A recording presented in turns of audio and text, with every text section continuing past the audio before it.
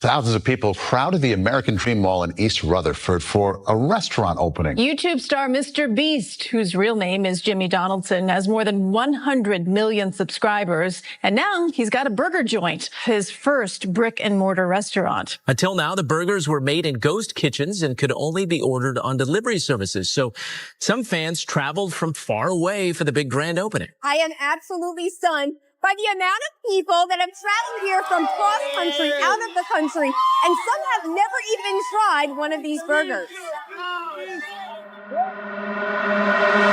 Back in 2022, MrBeast Burger looked unstoppable, the next big thing in fast food.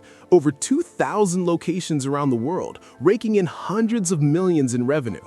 News outlets were calling it one of the smartest creator business moves ever. It felt like nothing could touch it. But by 2025, that same empire was gasping for air. Almost every single location had shut its doors, and what was once the face of a digital food revolution became a ghost of itself. Now, the company behind it is suing MrBeast for $100 million. Yeah, a full 100 mil. There's basically just one real dine-in MrBeast Burger left, sitting lonely inside a mall in New Jersey, like the last survivor of a franchise apocalypse. This is the last MrBeast Burger in the world, and I wonder if it still holds up. Cause what happened? 3 years ago, this restaurant caused massive crowds and over 10,000 burgers were sold on opening day. But today, you don't hear much about it. The rise was insane, but the crash, even louder. Let's rewind, because how it all started was pure chaos. December 2020, the world's locked down, restaurants are dying, everyone's stuck at home glued to their screens. Then Jimmy drops a video called "I opened a restaurant that pays you to eat at it." He's outside tossing burgers and handing out money like a game show host gone wild. "Sorry for the wait, here's $100. Here's a free iPad. Here's a car." That's not Chris. Hey, we need a book bag full of money over here. Here's some cash for you and Chris's window. For this next customer, let's give away 2 iPads because we're not letting their window show us up. The energy was unreal. It wasn't just a restaurant opening, it was content, spectacle, and business colliding all at once. And just like that, MrBeast Burger was born.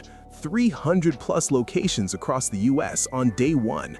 No slow test run, no trial phase, just straight domination. Within months, it exploded into 1,700 ghost kitchens worldwide, all running through apps like Uber Eats and DoorDash. No dining rooms, no fancy setups, just pure digital hustle. MrBeast Burger, how many of them do you have? Right now, we don't have any physical. We have 1,600 virtual restaurants. So you order it online and then they deliver it? Yeah, so like, let's say you own a mom and pop restaurant. You literally just sign up, go through the course, you learn how to make all the stuff on a menu, and you just order our ingredients and our packaging, and then you just flick it on Uber Eats, DoorDash, Grubhub, and you can start taking orders, and we let you keep a majority of the revenue. So it's basically like, it's a win-win for restaurants, especially when COVID first hit. It was like huge for a lot of restaurants because I was pushing it really hard back then. And like some restaurants, you were literally laying off people, and then they started serving Beast Burger, and some of them doing like 10 grand a week. Just hook up to existing kitchens and start spitting out orders. Simple, fast, and genius. The whole setup ran through a partnership with Virtual Dining Concepts, a company built on one bold idea: take an influencer's brand, plug their menu into random local kitchens, and use delivery apps to blast out the orders at lightning speed. Your neighborhood diner, that old pizza joint down the street, maybe even a convenience store kitchen. Suddenly, they're flipping Beast Burgers. MrBeast brought the hype, the branding, the viral marketing. The kitchens brought the staff, ingredients, and space. Delivery apps handled the rest. Everybody got a slice. Literally. During COVID, this setup felt like a lifeline for struggling restaurants. More orders meant more cash flow when everything else was falling apart. And for Jimmy, it painted him as the hero creator, the guy who not only made wild videos, but helped restaurants while secretly building a fast food empire from his laptop. By 2022, the brand had reportedly pulled in over $100 million in revenue. Twitter was blowing up, apps were crashing, and pop-up lines stretched around the block. It looked flawless, the ultimate playbook for influencer domination. But then the cracks started showing. Ghost kitchens gave him scale, not control. You can manage the logo, the ads, the thumbnails, but not how every kitchen flips that burger. And that's where things went off track. I go to 1-star rated restaurants to see if they're really that bad. Today we have MrBeast Burger. Now this isn't my first time trying Jimmy's meat, but it seems majority of his restaurants are a 1-star, and this one in Sacramento is no exception. So I wanted to put it to the test again and see if it's really that bad. Because Beast Burgers were being cooked in hundreds of random kitchens, quality turned into a total gamble. Some people got lucky with decent meals, but others, total disaster. Customers were opening their delivery bags to find soggy, undercooked burgers, missing toppings, or food that looked nothing like those shiny promo photos plastered online. Some orders looked rushed, others just flat out wrong. Online, social media blew up with brutal side-by-side comparisons. TikTok clips showed the Impossible Beast-style burger looking like something straight out of a low-budget video game.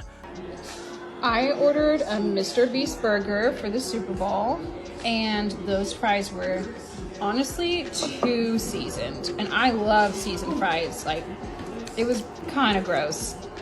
And then these fries, MrBeast style, were soggy AF and no good.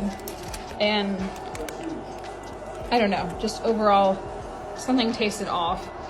And look at the bottom of my buns. Like, all my sandwiches were like this. It's a freaking hockey puck. One parent even posted that they felt like they disappointed their kids after hyping up the meal, only to find out it came from a random 7-Eleven kitchen. That's where everything started to fall apart, because MrBeast's face was everywhere, but he wasn't the one running those stoves. Behind the scenes, the food might have been cooked by someone juggling 10 different virtual restaurant names at the same exact address. Same grill, same ingredients, same staff, just different logos slapped on the apps. And here's the wild part. Online health inspectors couldn't even track how many restaurants were operating inside one location. There was no central system, no real oversight, no one making sure every Beast Burger matched the standard. Customers weren't getting the MrBeast experience. They were getting whatever came out of whichever kitchen happened to take the order that day. People were basically rolling the dice on whichever random kitchen accepted their order that night. It was a total gamble. But to be fair, Jimmy didn't just sit back and ignore the chaos. When customers started posting those nightmare food photos, he actually responded. He apologized, offered refunds, and even tightened delivery zones in some areas so food wouldn't show up cold or late. He really tried to fix it. But here's the truth. Apologies can't solve broken systems. Since those kitchens weren't under his direct control, his power was limited. He was stuck in a contract with virtual dining concepts. The brand and the name were his, but the actual execution, not really. So by 2022, they wanted to prove MrBeast Burger could still work, this time under tighter control. That's when the first official dine-in MrBeast Burger opened inside the American Dream Mall. And the launch? Absolute mayhem. Over 10,000 people showed up. Police had to step in. Wristbands were handed out just to keep the crowd from going wild. It looked less like a restaurant opening and more like a full-blown concert. This is crazy! Bro, I can't even hear! Wow! This is wild! This spot was different though. It had trained staff, consistent prep, and the full-on Beast experience. You could finally see the restaurant, the branding, the energy, not just a mystery delivery bag. And funny enough, that's the one single location still standing strong in 2025. Earlier this year, Business Insider checked out that one surviving location, and guess what? They said the food was solid and the vibe was actually fun. That says it all. When MrBeast Burger was run directly, it worked like a dream. But when it was scattered across hundreds of ghost kitchens, the results turned into a total coin flip. Meanwhile, behind the curtain, things were getting messy. Reports started leaking that Jimmy was frustrated with how the brand was being handled. Fans didn't care about the fine print or back-end contracts. They just saw his name on every burger wrapper, so they blamed him. The internet doesn't separate the creator from the company. They just see the face, and they go off. That pressure was stacking up fast. By mid-2023, fans noticed something weird. The original Beast Burger launch video quietly vanished from his channel. No announcement, no statement, not even a goodbye post, just gone. People were asking, is the brand over? But all they got was silence, and that silence, it was loud.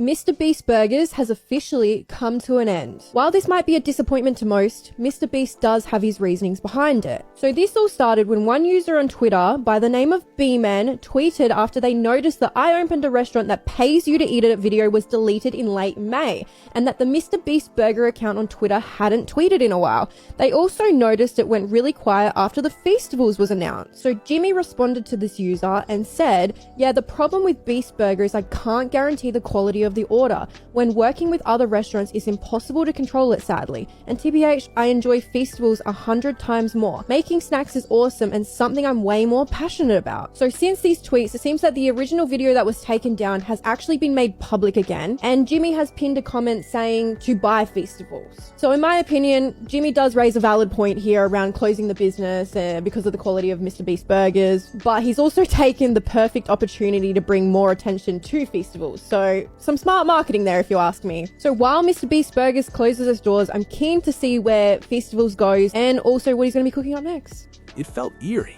Something that started with fireworks, cash giveaways, and viral stunts was now fading away like a deleted tweet. What began with hype growing faster than control turned into a massive lesson about what happens when hype grows faster than control. The rise was legendary, but the fall hit just as hard. The revenue numbers might have looked shiny on paper, but when quality drops and customers feel betrayed, the internet never forgets. Once that trust cracks, good luck trying to glue it back together. From over 2,000 locations to just one lonely flagship hanging on in New Jersey, that's a brutal fall from glory. In less than 5 years, MrBeast Burger went from dominating headlines to being tangled in a full-blown lawsuit drama. And it all proves one thing. Building a brand is easy when the cameras are rolling, but keeping it alive when the orders stack up, that's the real test. YouTube superstar MrBeast is being sued $100 million by his own company. Virtual Dining Concepts, the ghost kitchen company that operates his virtual restaurant chain, says he failed to honor his contractual obligations and is suing the YouTuber and his Beast investments over intentional tortious interference. This all comes after Beast originally sued VDC for selling undercooked meals, alleging that the burgers it served were disgusting and damaged his reputation. But last week, VDC fired back, calling the YouTuber's lawsuit ill-advised, accusing him of bullying tactics and making false statements. It's reported the company filed their suit in New York this morning, and damages are alleged to exceed a whopping $100 million. And MrBeast's response? They might be waiting a while, as the YouTuber posted on his socials from the middle of the ocean. Eventually, Jimmy decided to face it head on, and when he did, he didn't sugarcoat a thing. He publicly announced that he was moving on from Beast Burger to focus on Feastables, admitting he couldn't guarantee the food's quality anymore because of the ghost kitchen chaos. That's a huge confession for someone whose name is built on perfection. He even said outright that he'd signed a bad deal, and that the company behind Beast Burger refused to let him shut it down, even though in his own words, it was damaging his reputation.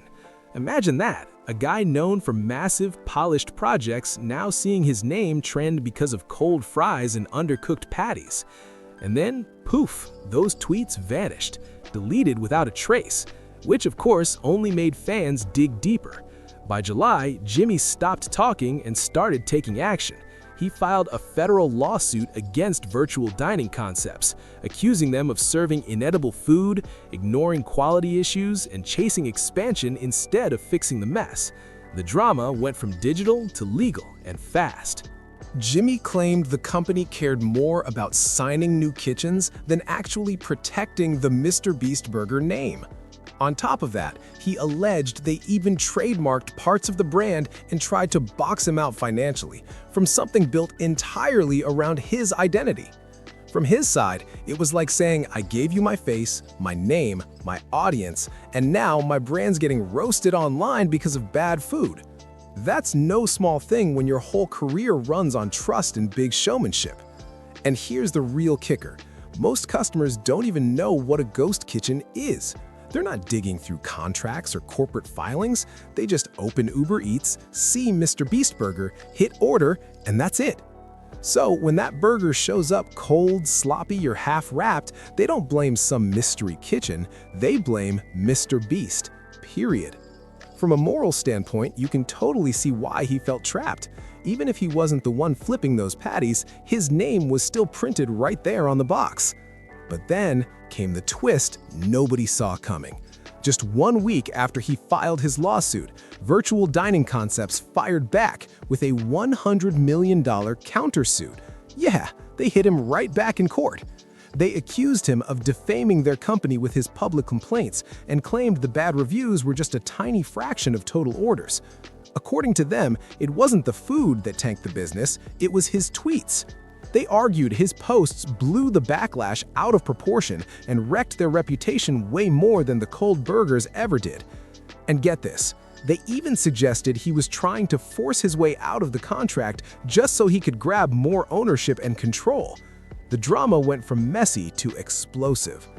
The company argued that they built a hugely profitable operation and that Jimmy just walked away the moment things got inconvenient. Now the situation looks downright surreal. Beast Burger is literally suing to shut down a restaurant with his own name on it, while the company running it is suing to keep that same name alive. It's like a tug of war over a logo. Meanwhile, regular fans are still out here ordering MrBeast Burgers, thinking it's just another fun, wholesome project from Jimmy, totally unaware that behind the scenes, it's all court filings, accusations, and lawyers battling over who really wrecked the brand. Zoom out a bit and it gets even crazier. The ghost kitchen industry itself started crumbling in the middle of all this chaos. Reports from Business Insider revealed that tons of virtual restaurant brands were quietly shutting down after losing steam. Customers got tired of mystery meals coming out of unknown backroom kitchens, and people started realizing that not every delivery logo represented a real restaurant. Health inspectors were struggling too, trying to regulate spaces that were pumping out multiple brands from the same kitchen. What once looked like the bold future of delivery food was now starting to feel like a cheap shortcut that ran out of gas fast. By the time 2024 rolled into 2025, the legal cloud still hovered over Beast Burger. Technically, it's still operating under Virtual Dining Concepts, even though MrBeast has completely distanced himself and made it crystal clear he wants out. It's like watching a brand stuck in limbo, alive on delivery apps but dead in spirit. As of 2025, Beast Burger exists only as a shadow of its former glory, a viral empire turned courtroom drama that refuses to die. Only a handful of virtual kitchens are still hanging on, and that one lonely dine-in spot in New Jersey remains open, the last soldier of a fallen empire. Meanwhile, that $100 million lawsuit keeps crawling through the courts, all over a brand that once exploded with viral giveaways, record-breaking hype, and massive revenue. What a wild downfall.